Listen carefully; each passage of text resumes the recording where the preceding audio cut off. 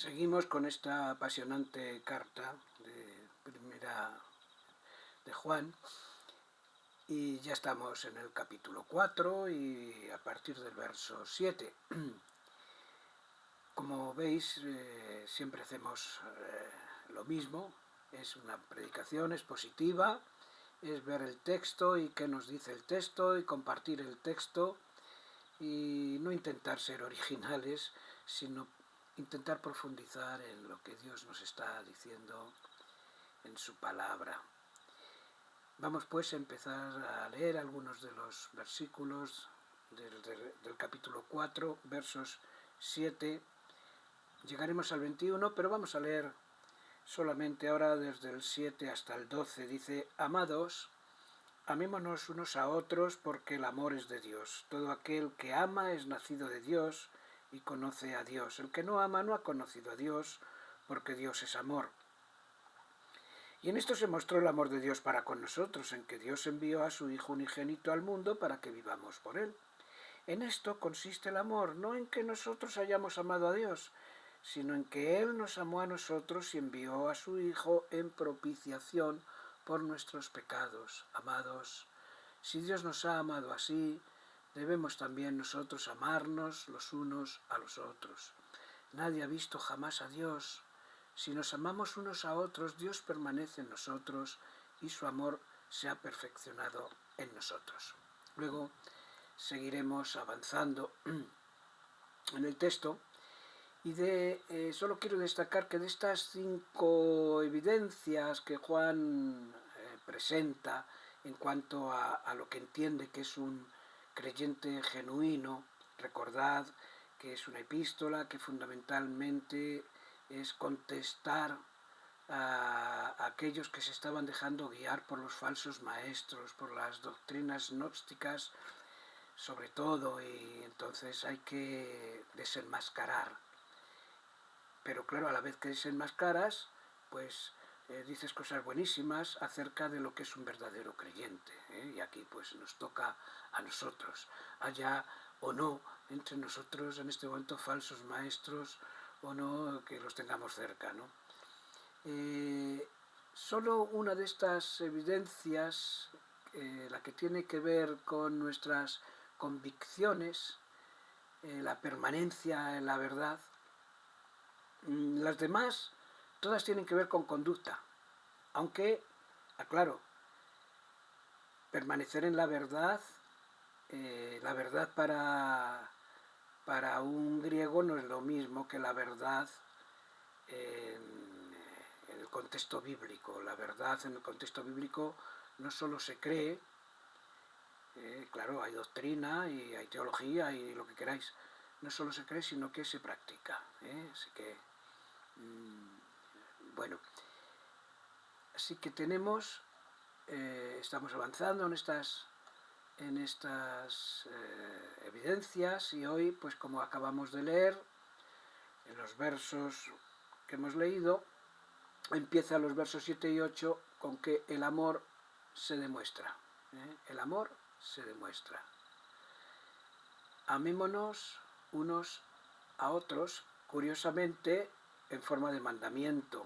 Digo curiosamente porque nosotros, ¿verdad?, como occidentales, metidos en esta cultura de si lo siento, si no lo siento, si la pasión, si no hay pasión, parece que es que el amor es algo que te viene dado o no.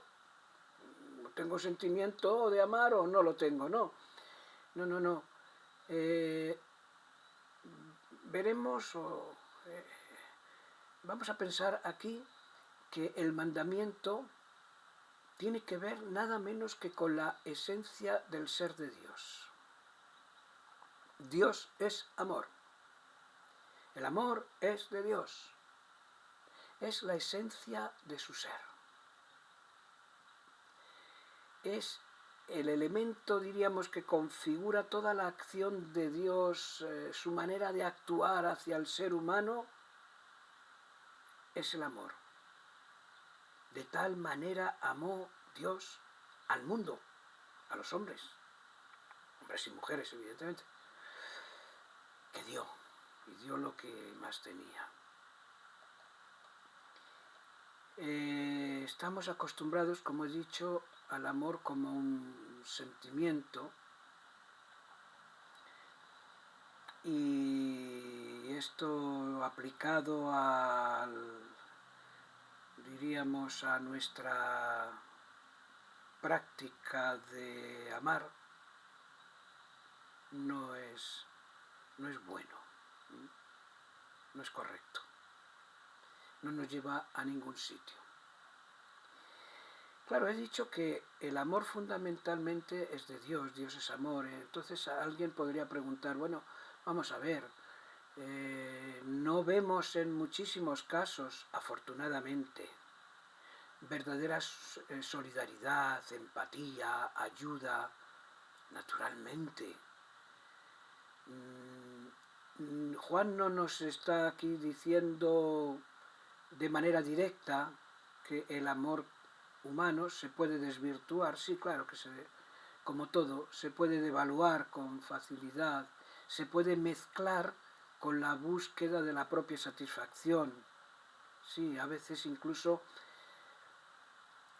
esos episodios que vemos en algunos de los héroes en la historia y tal, pues también van mezclados, no solamente de altruismo y de amor al prójimo y todas estas cosas, sino también amor a una causa o a uno mismo en un sentido. El verdadero amor, lo que nos está diciendo Juan es, si tú quieres conocer el verdadero amor, fíjate en Dios. Fíjate, examina su actuación en el mundo y luego comparas. Examina esa iniciativa salvadora en la persona de Cristo, que no escatimó, Dios no escatimó ni a su propio Hijo, sino que nos lo dio por amor. Y veremos, ¿no?, cómo la entrega de Cristo a la muerte de cruz por nosotros es la máxima expresión del amor que llena todo el ser de Dios. Luego, cuando entiendas esto, lo comparas. Menos mal que aunque por causa de la caída la imagen del ser humano, en el sentido, digo, imagen, estamos hechos a imagen y semejanza de Dios, pero la caída ha distorsionado esa imagen, pero todavía quedan restos, quedan residuos, y son esos ejemplos que he mencionado de solidaridad, de filantropía, de gente capaz de quitarse la chaqueta para dársela a un pobre. Claro que sí. ¿El ser humano puede amar? Claro que sí. Es indiscutible. Pero ahora Juan nos va a llevar a un asunto importante. Mira, el creyente nacido de nuevo puede amar como los demás humanos que nos dan esos ejemplos, que a lo mejor ni siquiera son creyentes, y nos dan ejemplos de solidaridad y todo eso. Sí, pero además tiene algo que no tiene el que no es de Cristo. Y es que puede amar con otra calidad de amor distinta. Puede amar con ágape. Es un término que se utiliza en el Nuevo Testamento exclusivamente para definir el amor que viene de Dios. En castellano, cuando hablamos del amor de una pareja, de hacer el amor y todo eso, utilizamos pues la palabra amor. Cuando hablamos del amor de padres a hijos, de hermanos, de amigos, etc., utilizamos amor. Y cuando hablamos del amor de Dios, utilizamos la palabra amor. Sin embargo, no es así en el Nuevo Testamento. Para hablar de una relación de pareja, por ejemplo, pues está el eros, amor, claro, de una calidad una pareja que se ama, que están enamorados, etc. Cuando se habla del amor entre hermanos, o padre, hijos, o amistad, o filia, qué bien distingue el griego, ¿no? Pero cuando se habla del amor de Dios, de manera exclusiva, podríamos decir, se habla de ágape. ¿Por qué? Porque es de una calidad diferente, que es un amor incondicional, es un amor que toma la iniciativa, es un amor que aunque me rechacen sigo amando, que lo único que pretendo es la bendición del otro, pase lo que pase, que toma la iniciativa aunque el otro no la quiera, que solamente busco eso, el bien del otro, el ser, el bendecirlo. Entonces, en realidad, ¿qué es? Pues amar, no con la misma intensidad, no podemos, sí, pero sí con la misma calidad del amor que procede de Dios. Y esto solo lo puede tener una persona que tenga el Espíritu Santo, que haya nacido de nuevo. Así que lo primero es que una persona que ama de esta manera, bueno, pues mira, hay una evidencia clara de conocer a Dios, de haber entrado en su familia espiritual, por medio de lo que Jesús mismo llamó el nuevo nacimiento. Nos es imposible, sin el Espíritu Santo, amar como Dios lo hace, con ese tipo de amor. Amar de esa manera totalmente generosa y desprendida, sin contaminación con nada, sin contagios, sin otros móviles que incluso podrían estar allí en el subconsciente y tal, no. Aun los mejores esfuerzos altruistas del hombre se podrían teñir de motivaciones oscuras. No sé si alguna vez os ha extrañado aquella frase de 1 Corintios 13, ese cántico, ¿verdad?, esa maravilla, ese himno al amor. Fijaros que una de las frases que dice allí Pablo, dice: «Y si repartiese todos mis bienes para dar de comer a los pobres», nada menos, «y si entregase mi cuerpo para ser quemado», y añade algo que puede desconcertarnos: «y no tengo amor, de nada me sirve». Es decir, que da por sentado que alguien puede repartir sus bienes para dar de comer a los pobres. Bueno, pues llámalo como quieras. Compasión, solidaridad, empatía. Pero me está diciendo, ¿y si no tengo ágape? Si ese amor no procede de la misma, no es de la misma calidad que el amor de Dios, estamos hablando de otra cosa. ¿Se puede hacer eso sin amor? Se puede hacer eso con el amor que procede del ser humano, es evidente, con un sentido de filantropía. Ojalá el mundo estuviera lleno de filántropos, de gente altruista, de gente que lucha contra las injusticias. Pero dice Pablo, si no tengo ágape, de nada me sirve. Sí, bueno, servirá a la persona que estoy favoreciendo, es evidente. Pero lo que trato de decir es que Juan quiere que miremos de qué clase es el amor de Dios y lo tomemos como modelo, que aprendamos y luego comparemos si quieres. Porque la única posibilidad de amar como Dios ama, con el puro amor de Dios, es tener la fuente de ese amor dentro de nuestro ser. Amar es reflejar la naturaleza esencial de Dios, y para ello pues es imprescindible haber nacido de nuevo, como dice Pedro en su segunda carta, que Dios nos ha hecho partícipes o participantes de su naturaleza divina. Tener el Espíritu dentro de nosotros. Yo a veces he pensado en la diferencia, ¿verdad?, que hay entre imitar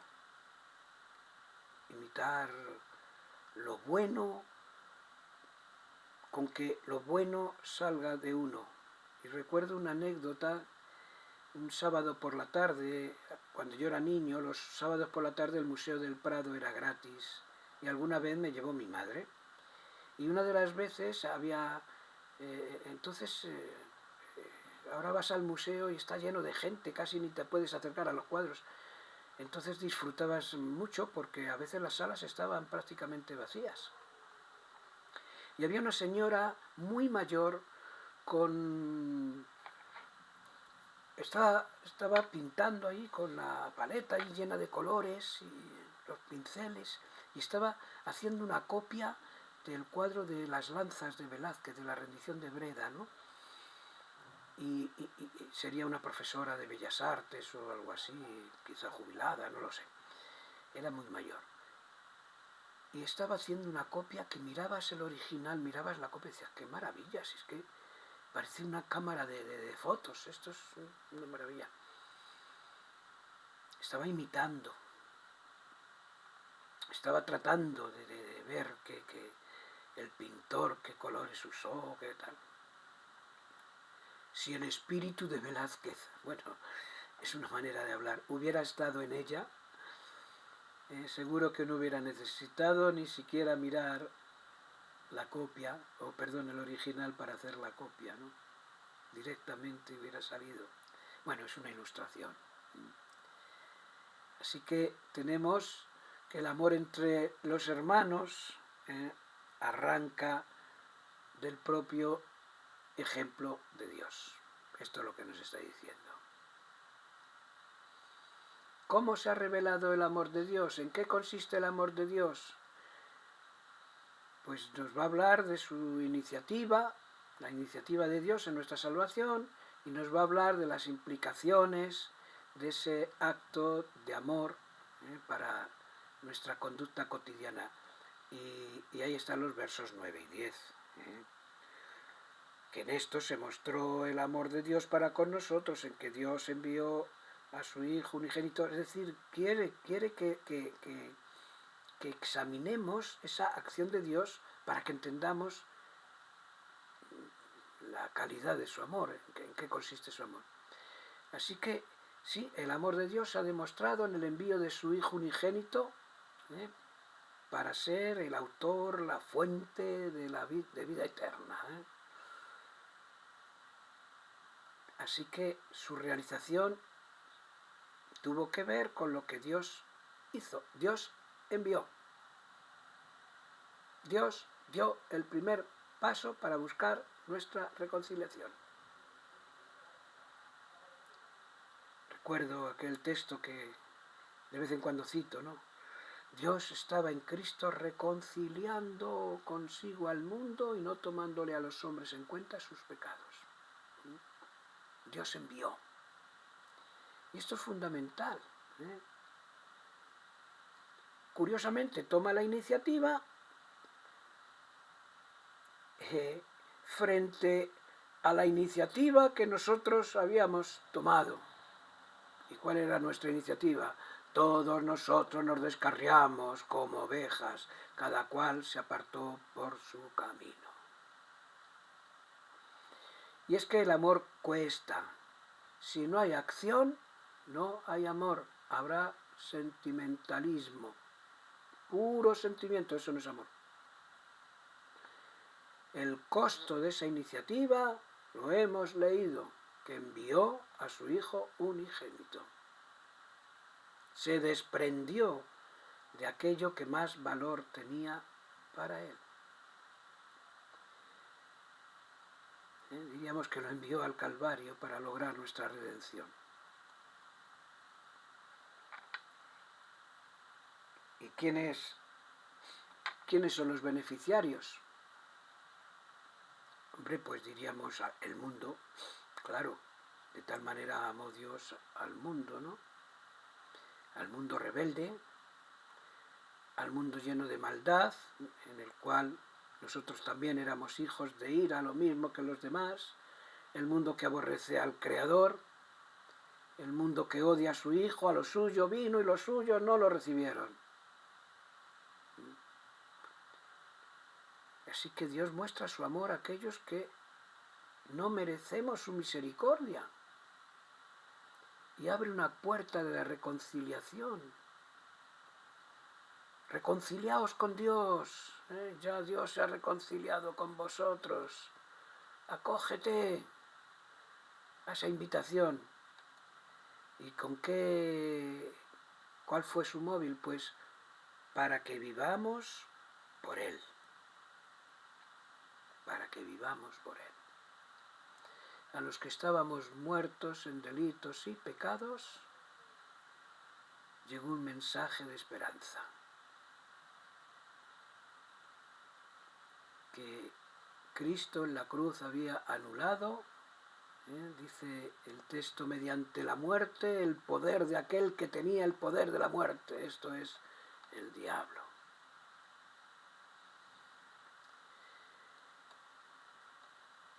En esto consiste el amor, ¿verdad? Sigue diciendo en el 10. Casi dice lo mismo. Vuelve a la iniciativa de Dios.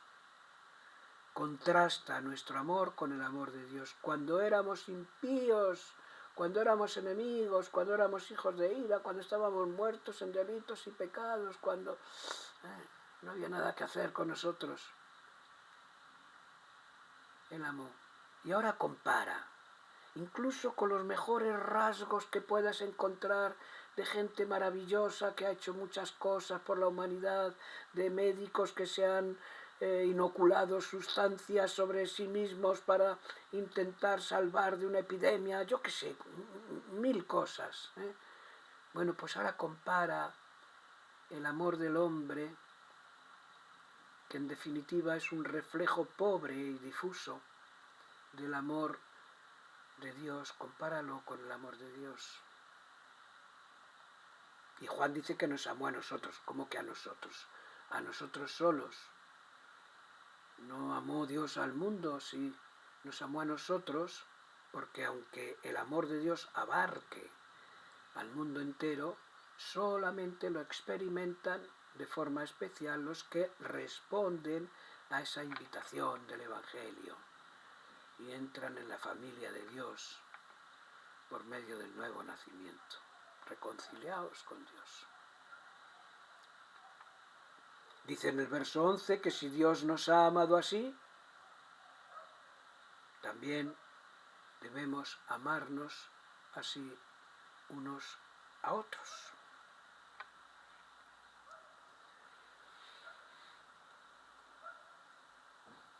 Vamos a ver, no es normal, no es natural que los hijos reflejen el carácter y el comportamiento de su familia, el carácter en este caso de su padre. Pues esto es lo que nos está diciendo Juan. Si Dios es amor y actúa en amor hasta el punto de conseguir nuestra redención a un precio tan alto, ¿cómo no vamos a actuar en amor hacia nuestros hermanos, por muy costosa que sea la conducta que pueda ser en ocasiones? Claro que sí, a veces es difícil, es evidente. ¿Recordáis aquella parábola, ¿no?, de los dos deudores? Uno debía no sé cuantísimo dinero, muchísimo,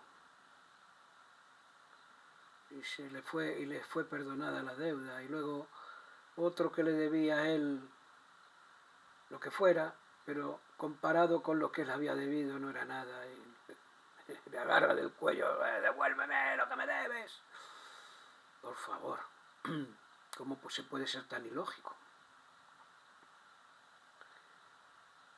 ¿Cómo se puede evidenciar la permanencia en Dios? Porque es lo que nos va a hablar Juan ahora a partir de los versos 12 al 16. Vamos a leerlos.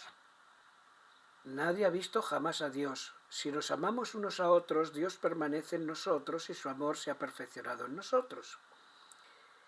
Y en esto conocemos que permanecemos en Él y Él en nosotros, en que nos ha dado de su Espíritu. Y nosotros hemos visto y testificamos que el Padre ha enviado al Hijo, el Salvador del mundo. Todo aquel que confiese que Jesús es el Hijo de Dios, Dios permanece en Él y Él en Dios. Y nosotros hemos conocido y creído el amor que Dios tiene para con nosotros. Dios es amor, y el que permanece en amor permanece en Dios, y Dios en él.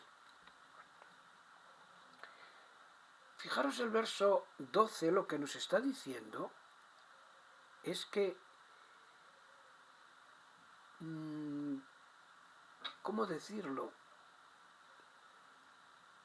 Dios se hace visible, Dios se da a conocer por el comportamiento de sus hijos.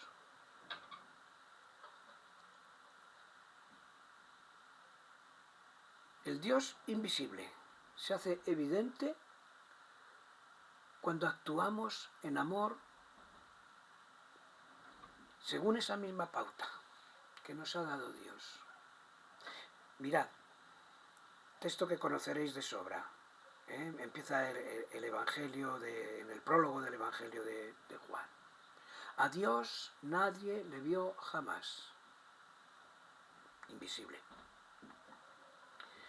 El unigénito Hijo que está en el seno del Padre, Él le ha dado a conocer. Nadie le vio, pero el unigénito Hijo que está en el seno del Padre le ha hecho visible. Ya sabemos cómo es Dios, mirando a Cristo. Claro, aquí el énfasis es distinto, pero de alguna manera hay un cierto paralelismo. Cuando nos amamos los unos a los otros con el amor que el Espíritu Santo ha derramado en nuestros corazones, no solo estamos proporcionando una evidencia clara de su permanencia en nosotros, sino que el Dios invisible se hace visible cuando actuamos en amor. Es como, mira, amar es reflejar la naturaleza de Dios. Amar es seguir el ejemplo de Dios. Amar es hacer visible a Dios en nuestras vidas.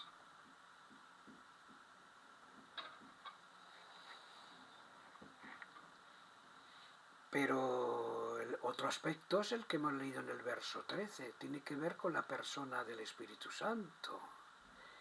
Si el amor fraternal es un indicio indiscutible de esta permanencia, también lo es la venida del Espíritu Santo a la vida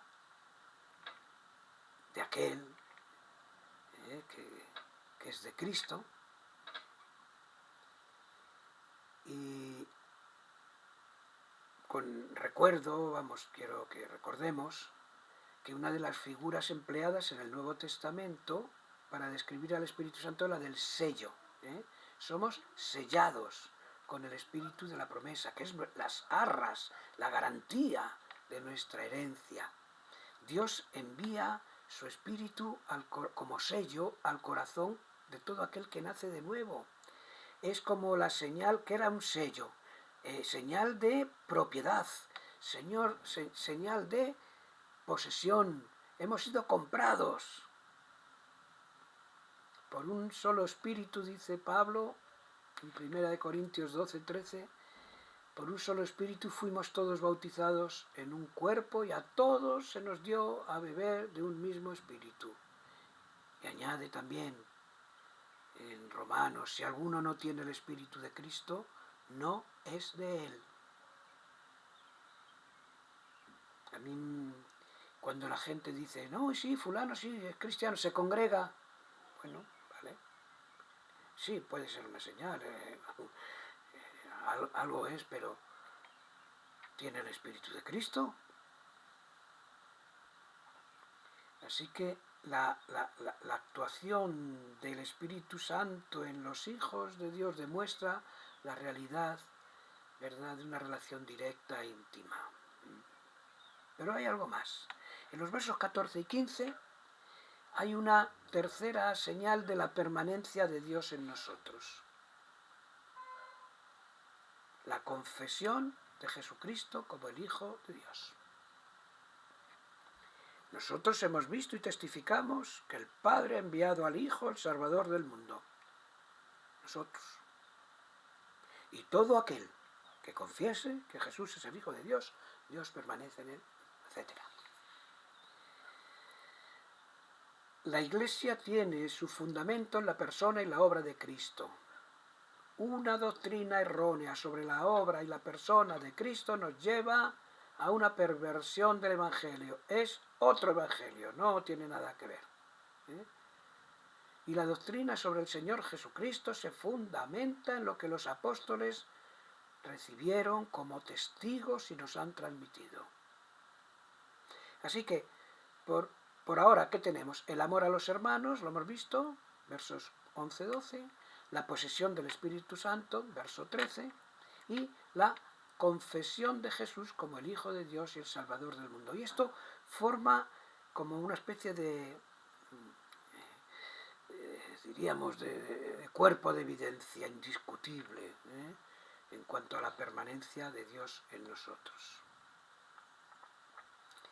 Y ahí está, añadiendo el verso 16, diríamos, la prueba subjetiva o la experiencia subjetiva del amor de Dios en la vida del creyente. Quien conoce el amor de Dios para con los hombres y cree firmemente en su manifestación suprema en la persona y en la obra de Jesucristo, permanece en este amor, pero él mismo, es decir, estoy hablando de lo interno, de la subjetividad, experimenta la realidad en los vaivenes de la vida cotidiana. El Espíritu Santo está en mí. Y es la evidencia que yo tengo. Y ya por último, leemos los versos 17 al 21. Dice: en esto se ha perfeccionado el amor en nosotros para que tengamos confianza en el día del juicio. Pues como Él es, así somos nosotros en este mundo. En el amor no hay temor, sino que el perfecto amor echa fuera el temor. Porque el temor lleva en sí castigo, de donde que el que teme no ha sido perfeccionado en el amor. Nosotros le amamos a Él porque Él nos amó primero. Si alguno dice yo amo a Dios y aborrece a su hermano, es mentiroso, pues el que no ama a su hermano a quien ha visto, ¿cómo puede amar a Dios a quien no ha visto? Y nosotros tenemos este mandamiento de Él: el que ama a Dios, ame también a su hermano. Una buena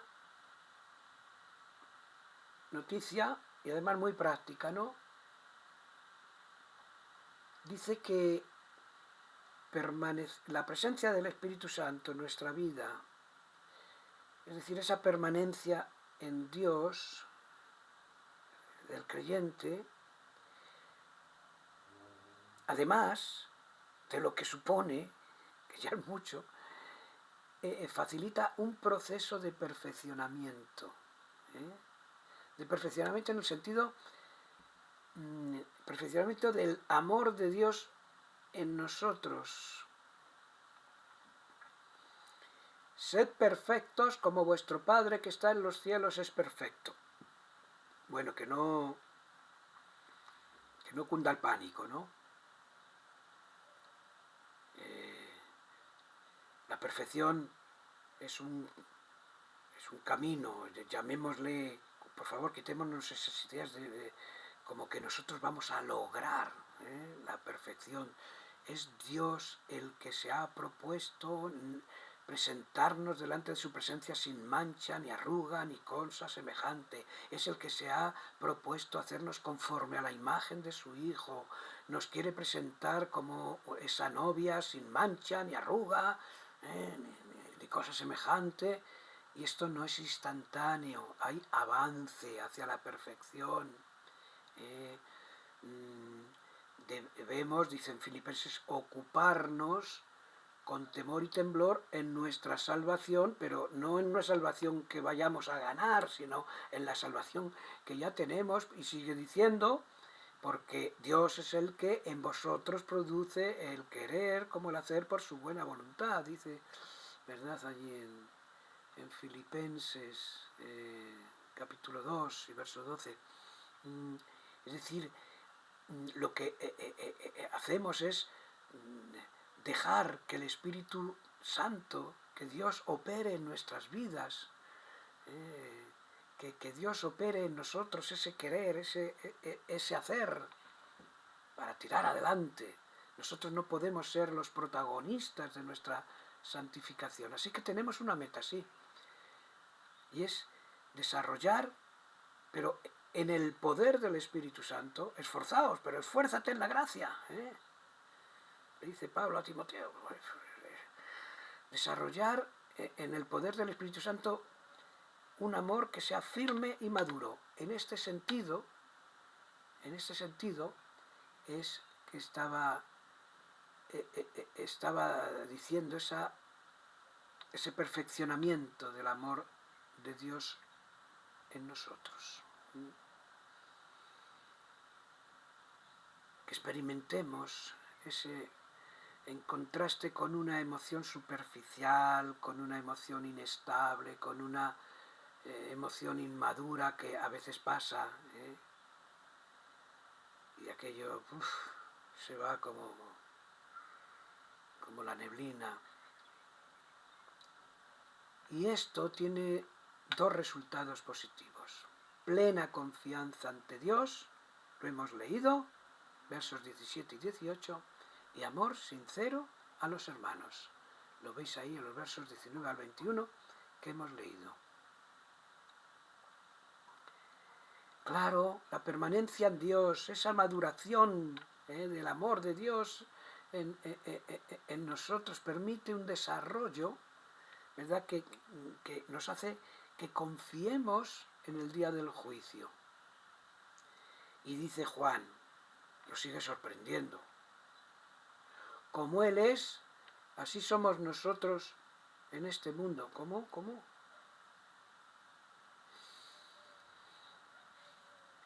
Tenemos la misma relación con Dios que la que tiene Jesús con su Padre y vivimos como Jesús vivió.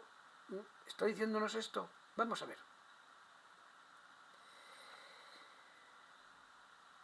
Aquí quiero fundamentalmente que entendamos, alguna vez ya nos hemos referido a esto, lo que es tener vida en Cristo. Es que Cristo comparte su vida contigo y conmigo si somos de Cristo. De aquí que esa expresión tan extraña en nuestro idioma, estar en Cristo, lo que quiere decir es esto, no es solamente que estamos en unión de Cristo como pudiéramos estar en unión con un líder al cual seguimos, con un, yo qué sé, no, estar en Cristo es compartir vida. Cuando Cristo, dicen Colosenses, lo podéis leer allí en el capítulo 3, cuando Cristo vuestra vida se manifieste, entonces seréis manifestados con Él en gloria. Compartimos la vida, la misma vida de Cristo. Es que es esto la cuestión. ¿Por qué somos hijos de Dios? Porque Cristo es el Hijo.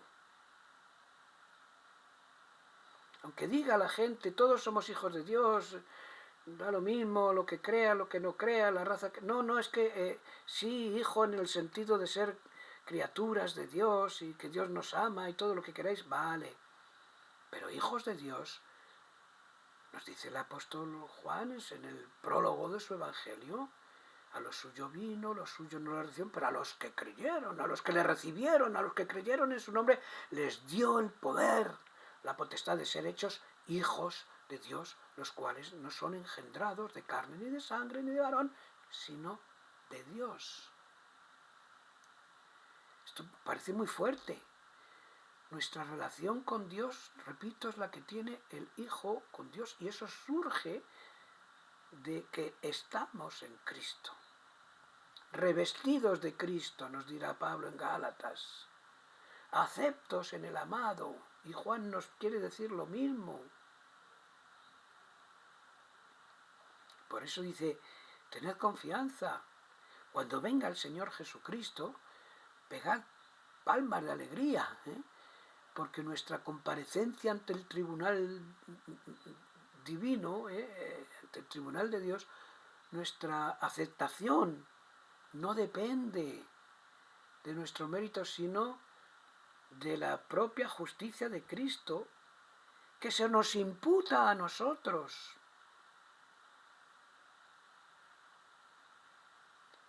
Dios nos imputa la justicia de Cristo, nos ve justos en Cristo.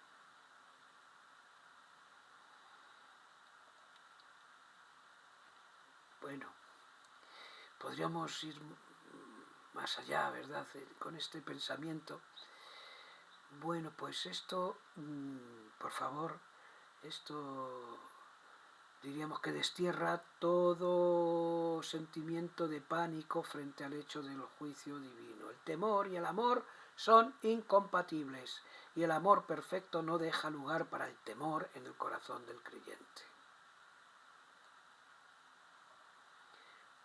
Eso no quiere decir, por favor, que no tengamos una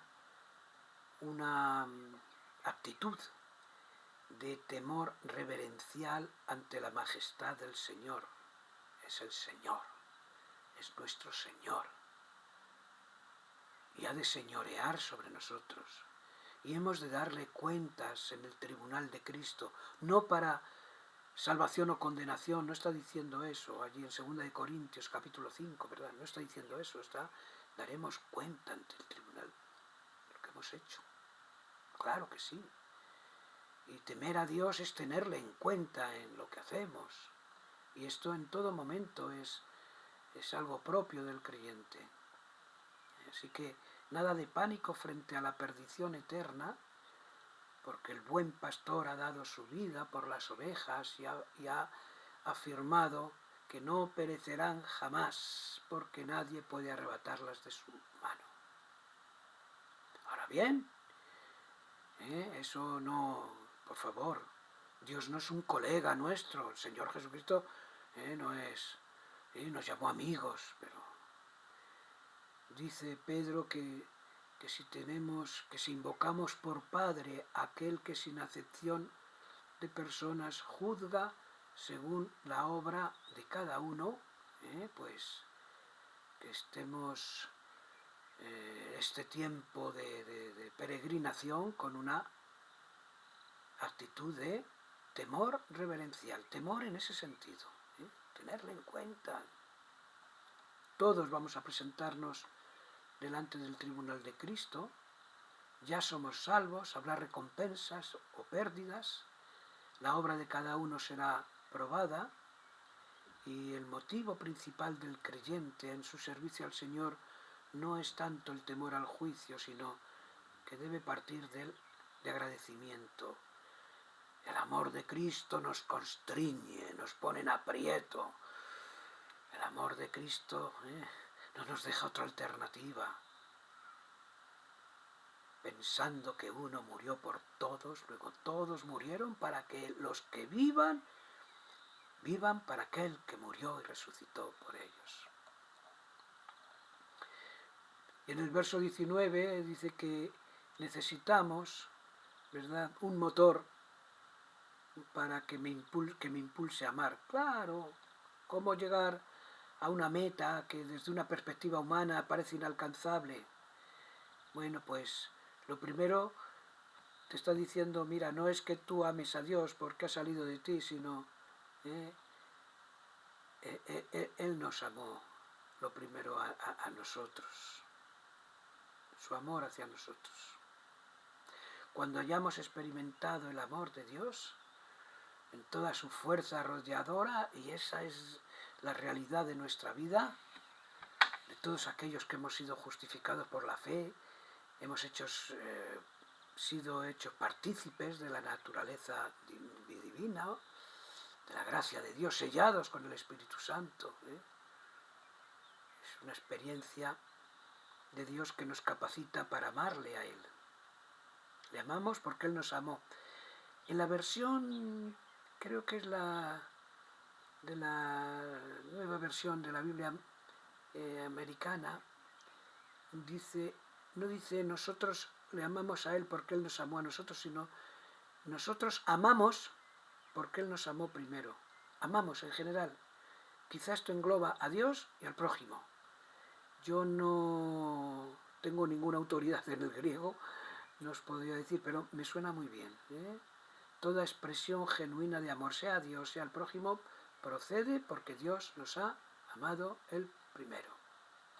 Y termina Juan, que no tiene pelos en la lengua, con los versos 20 y 21, y dice, cuidado, no seáis cristianos de palabra, sed cristianos de hechos.